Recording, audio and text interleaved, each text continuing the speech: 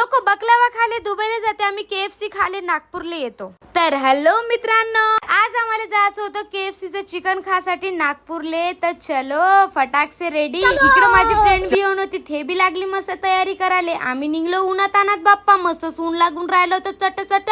न इकडे बस मध्ये पाहत होतो कंडक्टर गायब। मी म्हणलं चल समोर बसू, माझी मैत्रीण म्हणते तुला समोरची सीट भेटते का म्हणून। मी ना म्हणलं हो।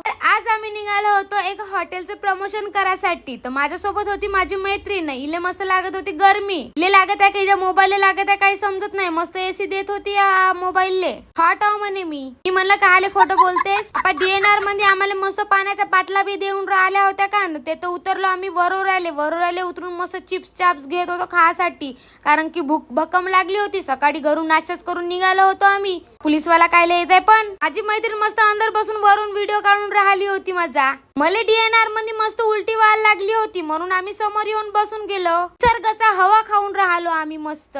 एसी वाल्या हवेमध्ये भक्कणारी उलटी येऊन जाते का। मस्त गाणे ऐकत जात होतो का आम्ही, मस्त DJ लावून होता का हा भाऊ। पाहता मी कशी गाडी चालवतो, धूम चाले। आम्ही पोहोचलो होतो जाम मध्ये। हे ट्रॅव्हल्स डायरेक्ट नाही KFC पाशी थांबवते बाप्पा।